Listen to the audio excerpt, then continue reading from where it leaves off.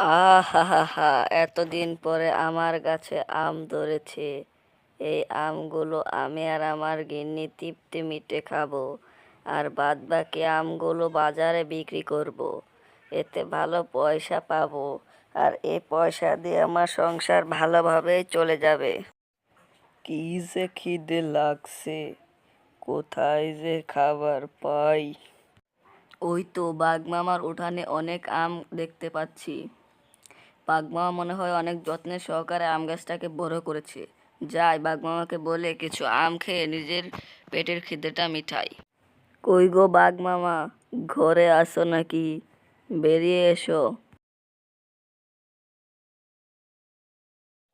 কিরে মিসকে, তুই আমার বাড়িতে কেন আইছিস? তোর সঙ্গে আমার যতবারই দেখা হয়েছে তুই খালি আমার ক্ষতি করেছিস। কিসের জন্য এসেছিস বল তাড়াতাড়ি, বলে ভাগ এখান থেকে। আরে রাগ করো না বাঘ মামা, আমি কি কখনো তোমার ক্ষতি করতে চেয়েছি? আর যদি ক্ষতি করেও থাকে তাহলে তোমার দোষে সেই ক্ষতি করেছি। তোমার গাছের আম দেখে ভালোই ফলন হয়েছে। এই মিসকে, তুই আসতে না আসতে আমার আম গাছ নিয়ে কথা বলে ফেলছিস। তুই আমার আম গাছ নিয়ে একটা কথাও বলবি না, তাহলে আমার আম গাছের ক্ষতি হতে পারে।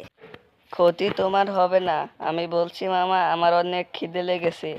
তুমি আমাকে দুটো আম দাও, তাছাড়া তোমার গাছে তো অনেক আম রয়েছে। দুটো আম দিলে তেমন কোনো কম হবে না।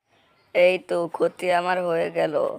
আমি নিজে অনেক কষ্ট করে লালন পালন করে গাছটাকে বড় করেছি। তোকে আম দেবো কেন? একটা আমও দেবো না তোকে। আমাকে অপমান, এই মিসকেকে অপমান। দাঁড়া বেটা বাঘ, তোর আম আজকে আমি চুরি করে খাবো।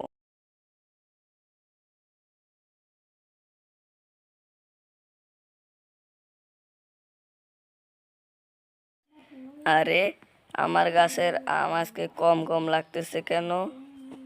কে চুরি করেছে আমার আম?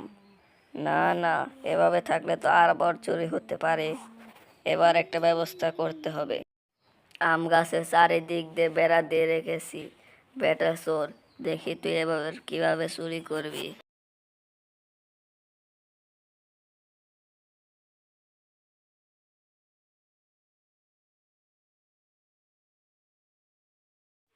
বেটা চোর আমার গাছটা পুরো ফাঁকা করে দিয়ে গেল। আরে আমার জন্য তো দুটো আম রাখতে পারতি। হে। তো বন্ধুরা, তোমরা চ্যানেলটিকে সাবস্ক্রাইব করে দিও।